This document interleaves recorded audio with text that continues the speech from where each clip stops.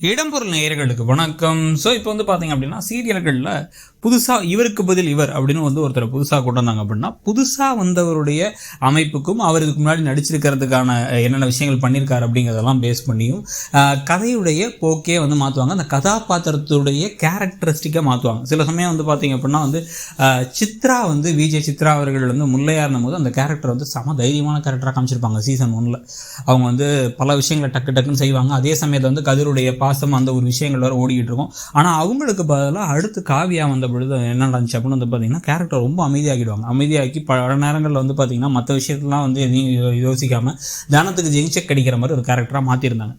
ஏன்னா அந்த முன்னாடி நடித்தவங்களுடைய கேரக்டர் கொடுத்த இம்பார்ட்டன்ஸை அடுத்து வந்தவங்களுக்கு அதே கேரக்டருக்குலாம் கொடுக்கல. அதே மாதிரி இங்கே அப்படியே ஆப்போசிட்டாக இப்போ பாண்டியன் ஷோ சீசன் 2 பார்த்தீங்க அப்படின்னா இப்போ வசந்த் அவர்கள் இந்த செந்தில் அப்படிங்கிற கேரக்டரில் நடிச்சிட்டு இருந்தார். அவருடைய கதாபாத்திரமே பார்த்தீங்க அப்படின்னா சரவணன் அவங்க அப்பா சொல்கிறது எல்லாத்தையும் கேட்டு நடக்கிற நல்ல பிள்ளையாக இருப்பார்.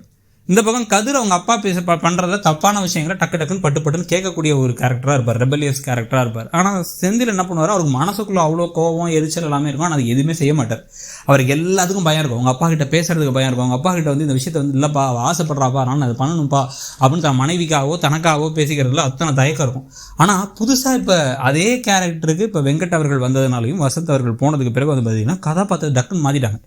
டம்மியாக இருந்த ஒருத்தர் வெறும் 30 செகண்ட் ப்ரோமோலேயே பார்த்தீங்கன்னா தனக்குன்னு பல விஷயங்கள் அசர்ட்டிவ்னு ஒரு வார்த்தை சொல்லுவாங்க. அதாவது கரெக்டாக எனக்கு இதான் வேணும் இப்படி தான் இருக்கணும் அப்படிங்கிறத கரெக்டாக செய்யக்கூடிய ஆளாக இப்போ மாற்றிடுறாங்க அவர்.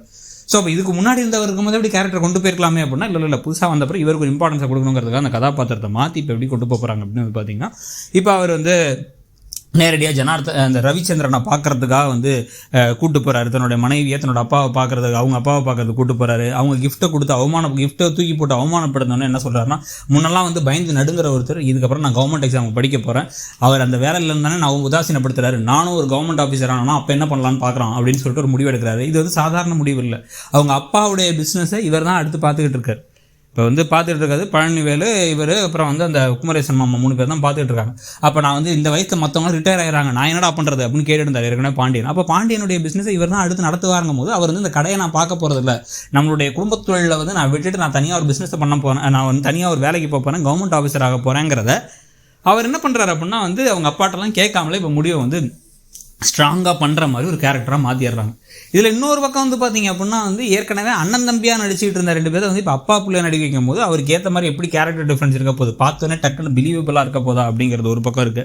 இப்போ இந்த புது கதாபாத்திரம் மாறினதுக்கப்புறமா ஆனால் ஒரு விஷயம் என்ன அப்படின்னு பார்த்தீங்கன்னா மீனா அண்ட் செந்திலுடைய போர்ஷன்ஸ் அவங்களுடைய கெமிஸ்ட்ரி அந்த போர்ஷன் இன்னும் கொஞ்சம் அதிகமாக வரதுக்கான வாய்ப்புகளும் உண்டு. ஏன் நல்லாவும் இருக்கும் அப்படின்னு தோணுது. ஏன்னா சீசன் 1லேயே இவங்க 2 பேருடைய பேர் நல்லாயிருக்கும், ஒரு மாதிரி ஜாலியாகவும் இருக்கும். அந்த மாதிரி எது மாற போதுங்க அதை பார்க்கலாம். ஸோ பாசிட்டிவ்ஸும் இருக்கும் நெகட்டிவ்ஸும் இருக்க போது. உங்களை பொறுத்த வரைக்கும் இந்த கதையில் இந்த புது கேரக்டர் வந்ததுக்கு அப்புறமா இப்படி திடீர் மாற்றம் வந்தது எல்லாத்தையும் பற்றி உங்கள் கருத்து என்னங்கிறத சொல்லுங்கள். தேங்க்யூ. இடம்பொருள் நேயர்களுக்கு வணக்கம். ஸோ இப்போ பார்த்தீங்க அப்படின்னா சீரியல்களில் புதுசாக இவருக்கு பதில் இவர் அப்படின்னு ஒருத்தர் புதுசாக கொண்டு வந்தாங்க அப்படின்னா புதுசாக வந்தவருடைய அமைப்புக்கும் அவர் இதுக்கு முன்னாடி நடிச்சிருக்க